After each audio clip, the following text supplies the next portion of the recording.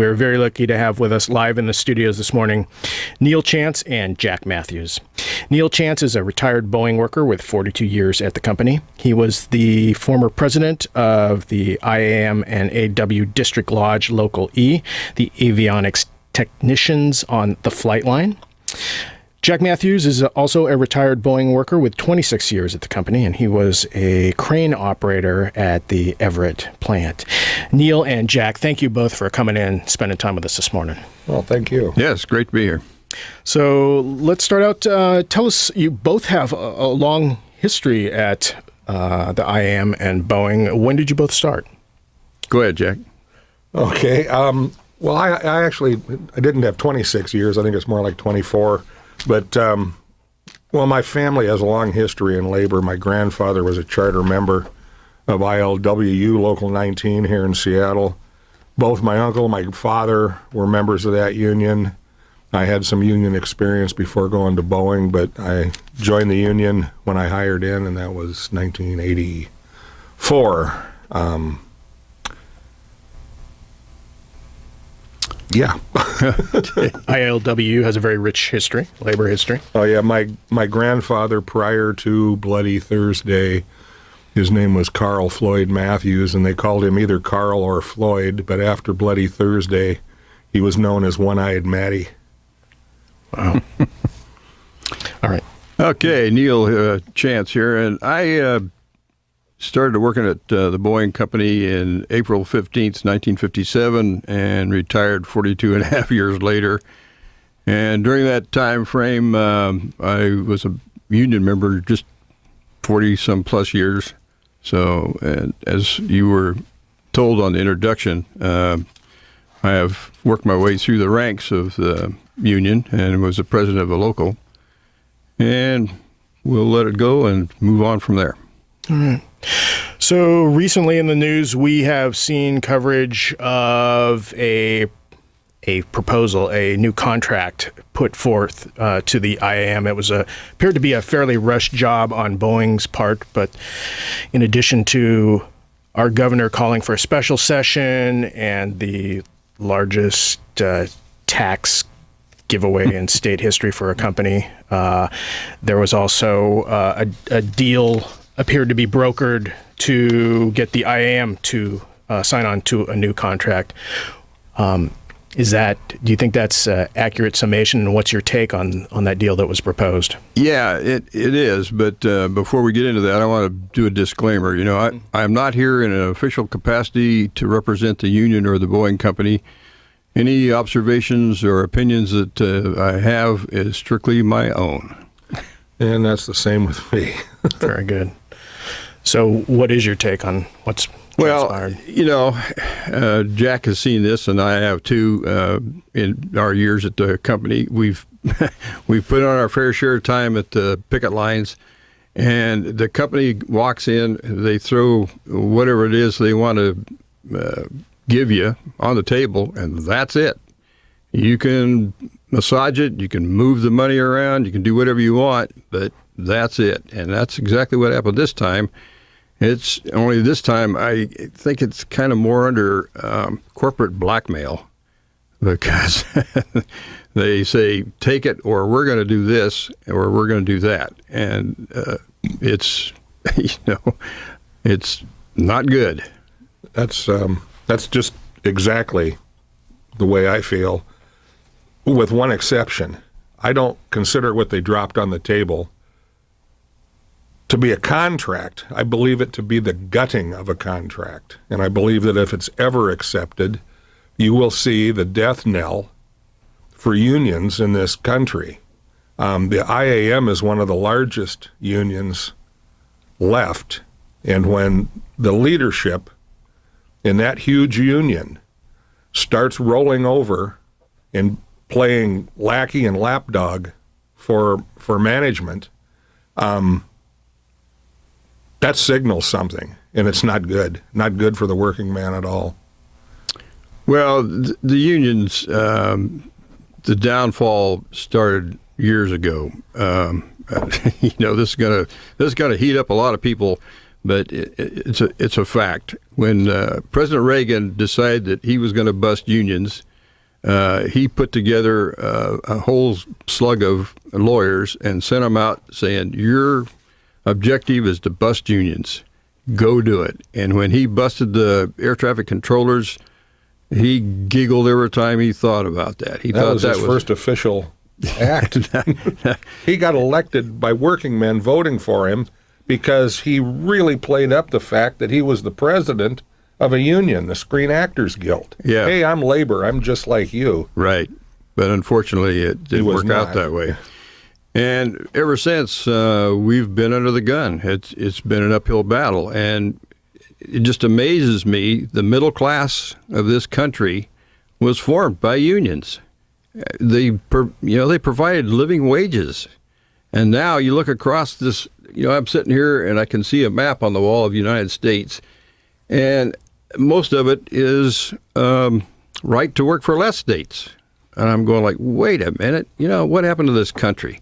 What happened to living wages? Why is it that people are out there making under $15 an hour and barely existing? In this country, that shouldn't be. There's more than, it's not a simple answer, let's face it. There's a lot of how did it ever get to the point in this country where labor fights among itself?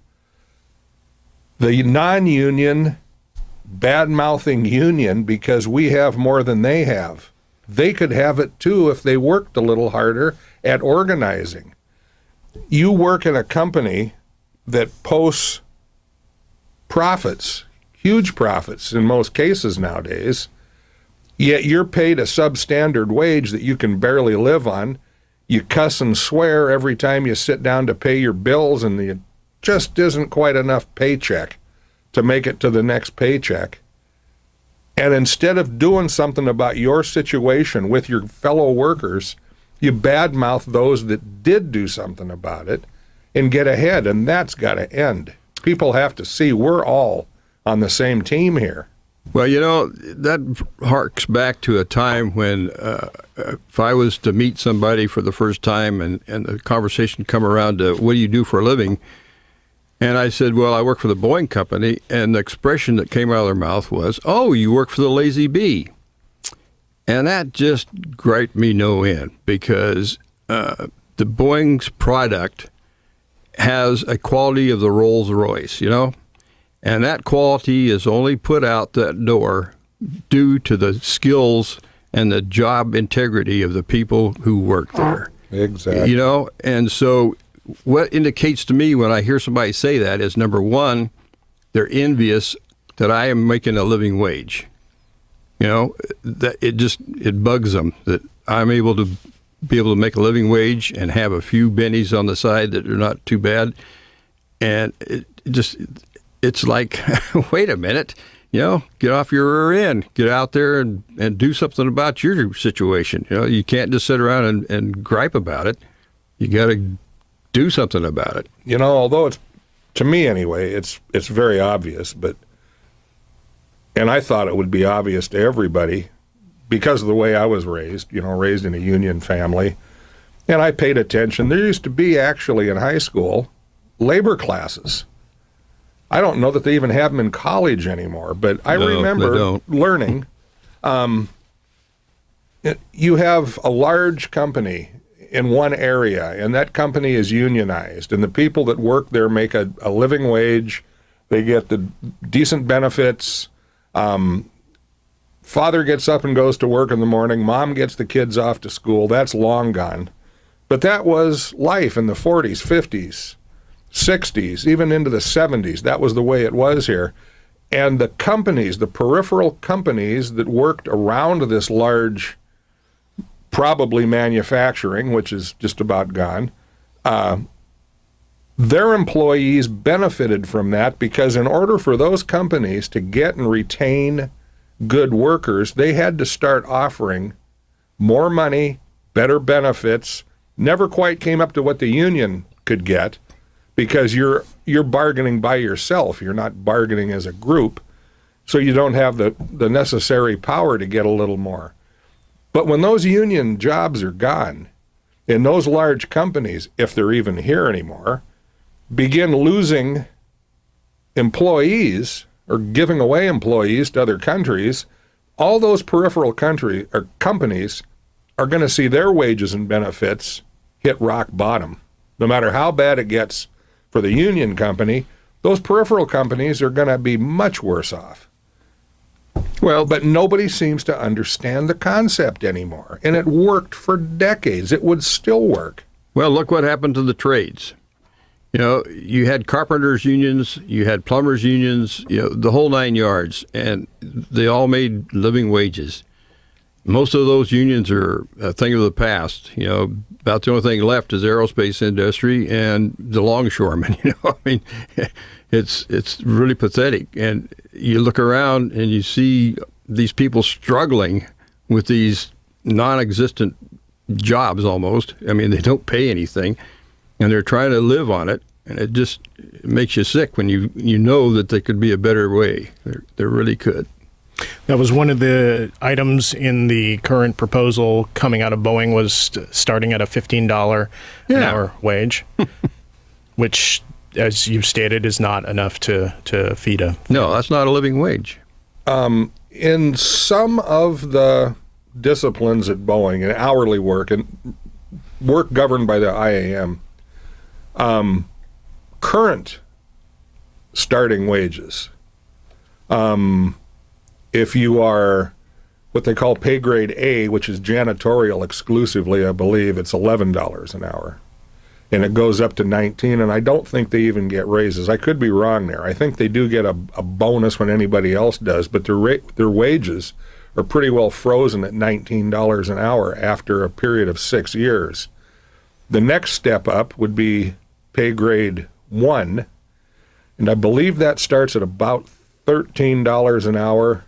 Takes 6 years to hit your target, and you get up to $20-some.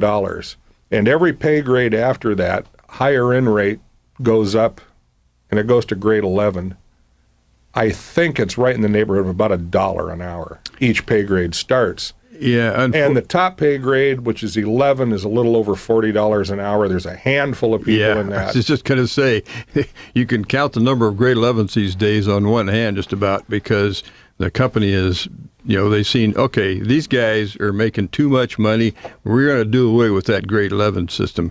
Yeah. And that'll cut the wages down. So I retired as a grade 11, but I'll tell you, the number of people that are left out there is minuscule. Well, I retired as a grade 8. That was crane crew.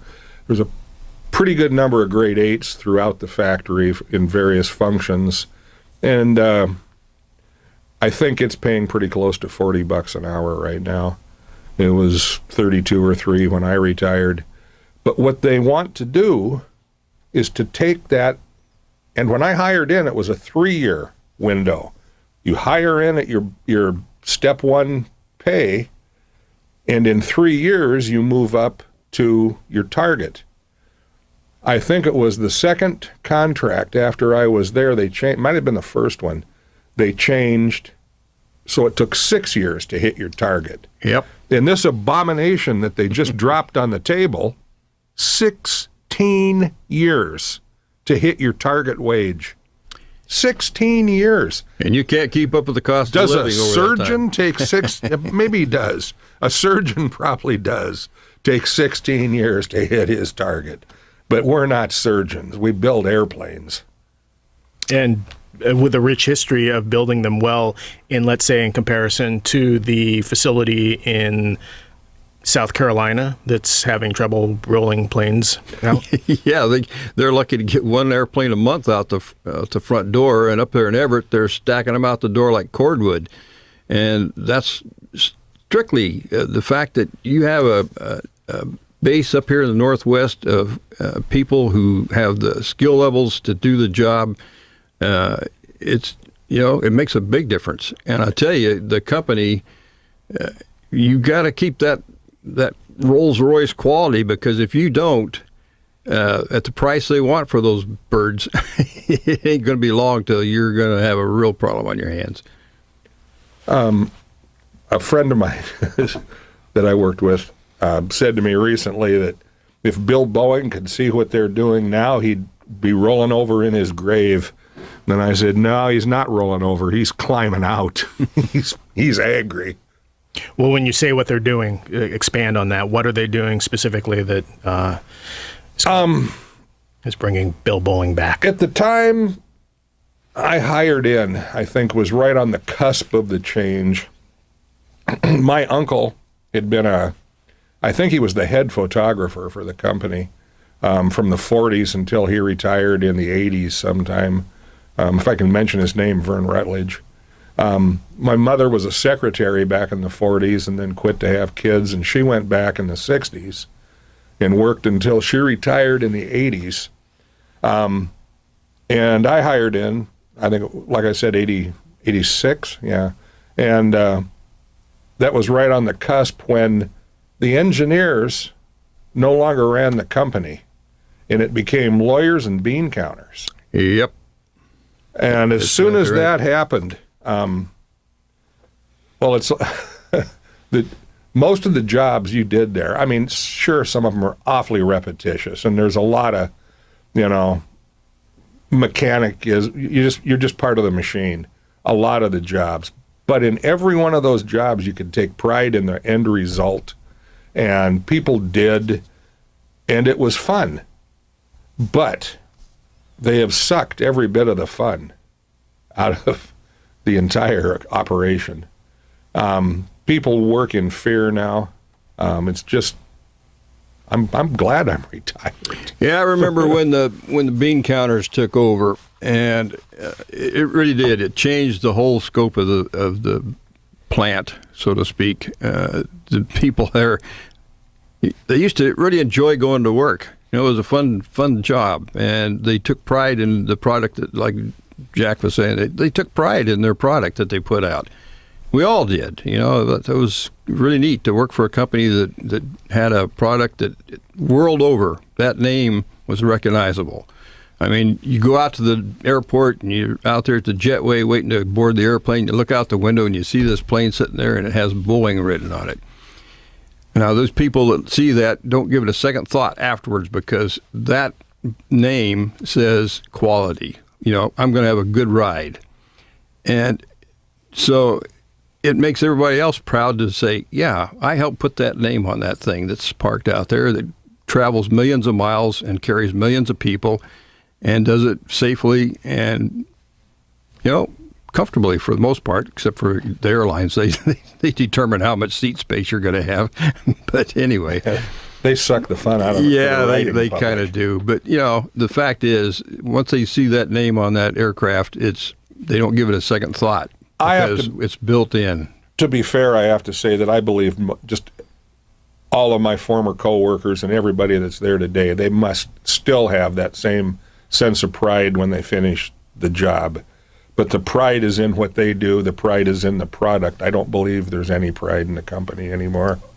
Well, let's face it. The guy that sits behind that mahogany desk in Chicago has absolutely nothing to do with the quality of what goes out that front door.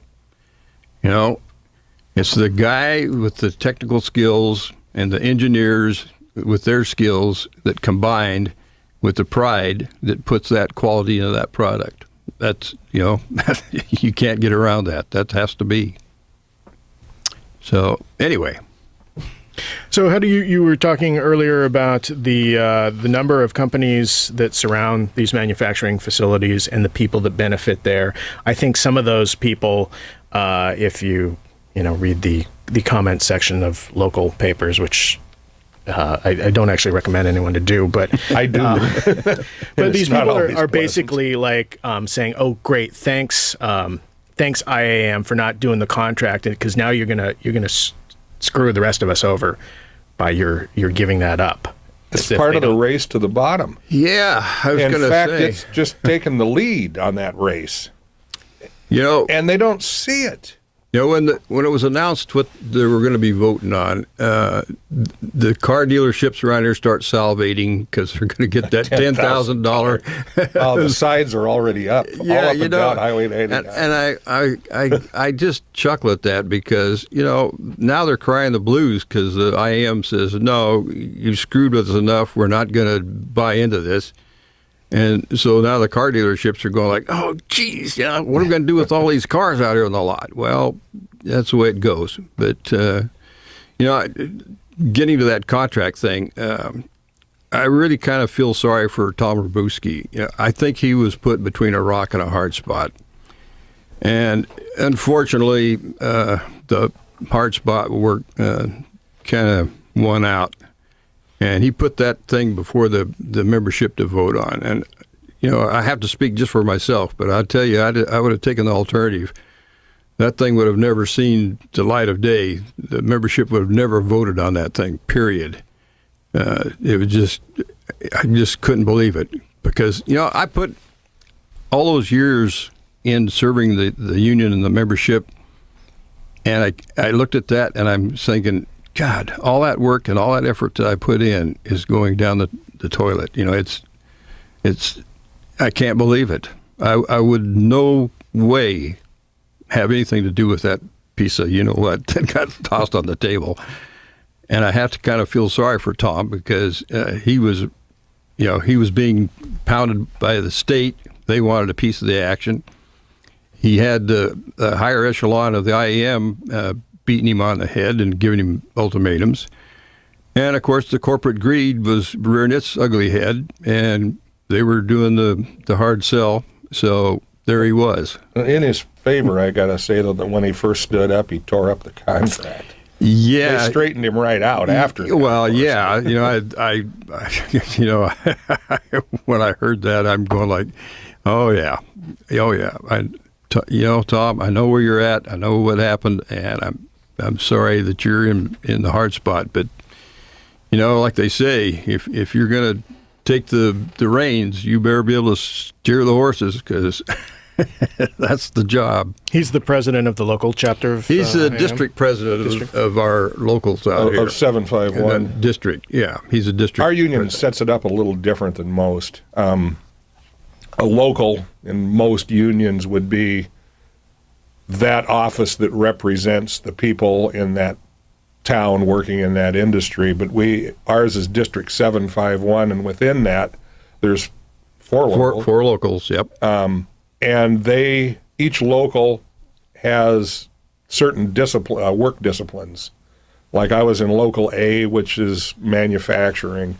He was in E, which is electronics. Yeah, that's all electronics and electrical type stuff. C would be the machinists and tooling, and F, I think, is clerks and they're store operators and things like that. Well, when you have a company that big with that many employees, that's the only way you can really effectively deal with it. If you were trying to be the jack of all trades and run the whole show just with one group, oh man, you'd wind up in a mess so fast it wouldn't even make your head spin. But by breaking it up into these different groups, you can represent these groups and then coordinate, and it works okay. It works okay. It works pretty good. Yeah. It's just that most people don't understand it because it's different than the way most other unions operate.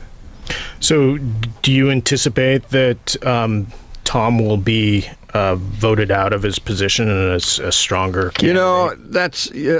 That gets into union politics, and that can get pretty messy, and I don't think I even want to go there. Okay. I would never predict how it's going to work in union politics because it always surprises me. Yeah. But that position should be representing those who elected. Well, he's the guy that's representing the entire group, all of us.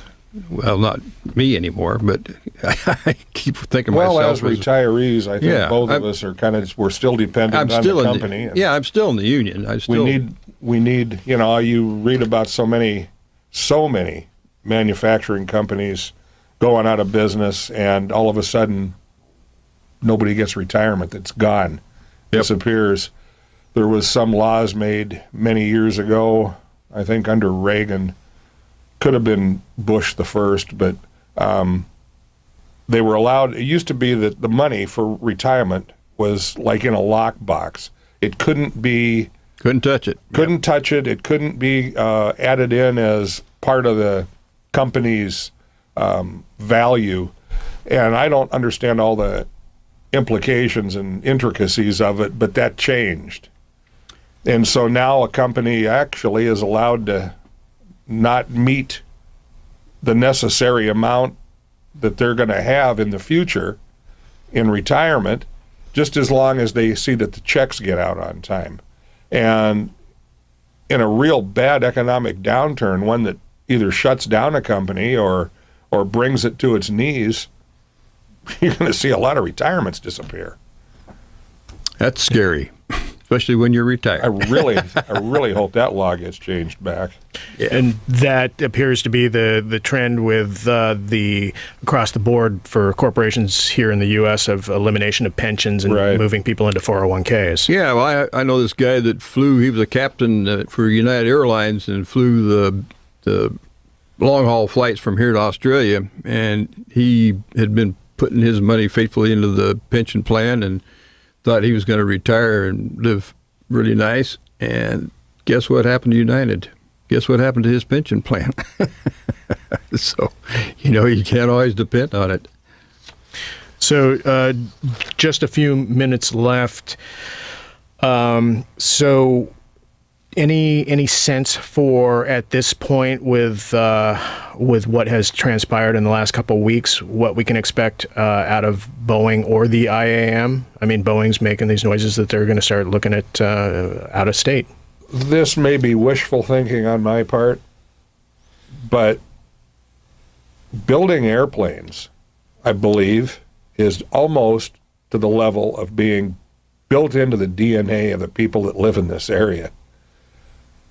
Boeing could not find a better workforce any place they went.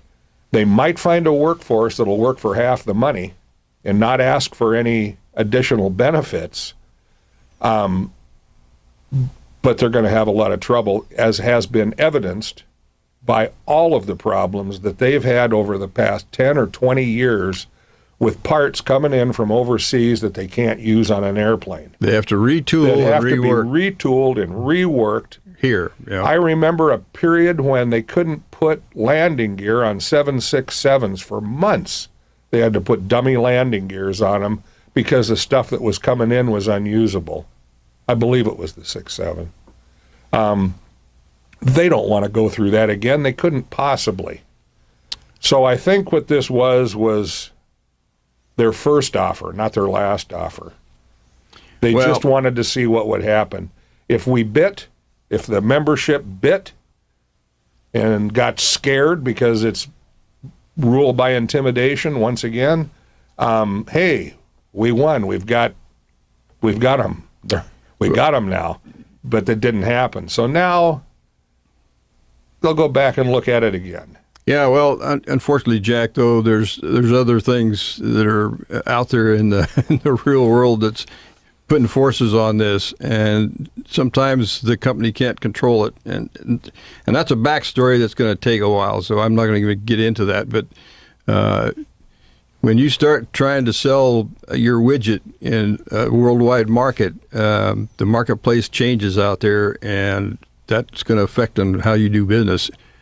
We used to give them payola to sell our stuff over there. It was called greasing the skids, and that's a backstory. But and now we can't do that. So what we do, we give our jobs to them.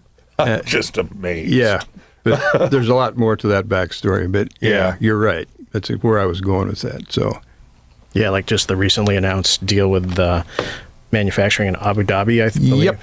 Yep. But as you say, that's for another time. Well, unfortunately, a half hour is not enough time to cover this, but at least we hopefully whet people's appetite. We are unfortunately out of time. I want to thank you both very much for coming in and spending time with us this morning. You're welcome. Thank you for having us. Yeah, I want to thank you for being here. Thank you very much.